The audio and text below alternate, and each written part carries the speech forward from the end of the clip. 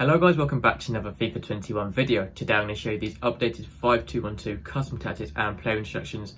So as you can see, I've got everything set up on the screen. It's a 5 at the back formation, probably my favourite 5 at the back formation in the game. It's just so well, all well rounded. So 5 at the back, I'll explain it a little bit first and I'll get into the custom tactics first and then the player instructions. With this formation you obviously have no wingers, but if you are playing wingers out of game, so sort of for chemistry, maybe you've played 4-4-2, 4-3-3, 4-5-1 for chemistry, so you do have wingers in your formation, then I do recommend to play them left wing back and right wing back. So don't worry if you do have wingers, this formation still works very, very well. I use this formation and I do have wingers, but what I do is move my left back and right back out of game into the centre back position, because obviously fullbacks are very good at centre back. Move one of them into centre mid maybe. For example, if you have maybe Alaba, you could put him into centre mid team. This is Alaba's a very well all-rounded card. Same with Zambrotta. Personally, I have Zambrotta's moments. I move him to centre mid because he's a very well sort of all-rounded card. And then I move my Neymar into left wing back and my Ryan Kent into right wing back, and that is the best thing to do because this formation is so attacking with the wing backs that they're pretty much the most important position on the pitch. You can obviously play your fullbacks still there, so don't worry about that as well. You could easily play pretty solid fullbacks like Tagliafico, Zambrotta in the left wing back and right wing back.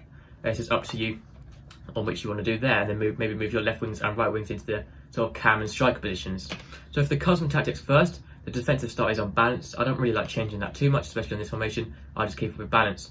The width is on 6, that's just sort of push it out wide. Make it much harder for the opposition to get past your wing backs. Sort of make the most of your wing backs and spread out the three centre backs a little bit wider. The depth is on 7, and the reason for 7 is because when you play 5 at the back, especially with 5 at the back, it works really, really well.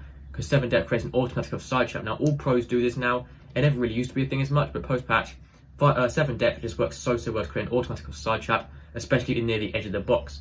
It's so useful with 5 at the back formation for some reason. The offensive style is on fast build up. One of the few formations that works really well, fast build up, but I'm pretty sure it just works so well because the wing backs are so attacking. It's such an attacking formation. You can bring out play very, very fast.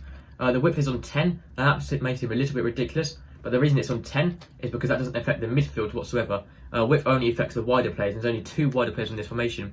So all that does is make the left wing back and the right wing back much more attacking, much more aggressive when going forward, and much easier to score goals with and get assists from. So I do recommend trying out 10. Obviously it will drop back down when defending, but for the attacking it is on 10 depth with offensive style fast build up. Works really, really well. The players in box is on 6. The reason for that is to obviously overload the box a little bit more than default to get more players into the box, because when you get more players into the box you're going to have more attacking opportunities leading to more goals. The corners is on 3, and then the free kicks is 2 or 1. That's not very important.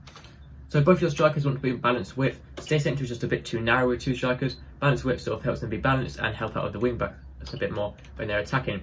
You want to use getting behind so they can forward and run through the defenders, and then stay forward so they're always at the top of the pitch and not dropping back. So that's for both your strikers. For your cam, you want to stay forward as well to help out the 2 strikers, and then get into box for cross to help overload the box and to receive those balls in from the wing backs, because they will run down the wing and cross it in. So for the 2 centre mids, I recommend to leave these completely default and not change anything here at all.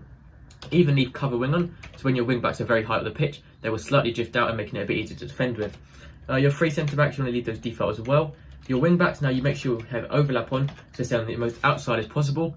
Make an overlapping runs on the outside, so when your centre mids have the ball, your wing backs will run on the outside. You can make really good through balls to them and then lead to goals. For the attacking runs, I recommend just leave them default. Join the attack can sometimes not be very good when you're playing quite defensively, maybe at the end of the game. Join the attack will push your wing backs a bit too high up. Balanced attack just sort of makes it so they are pushing up when needed, when they're not pushing up every single attack. A central attacking is obviously a bit too deep. It is quite an attacking formation. I would personally just leave it on balanced attack.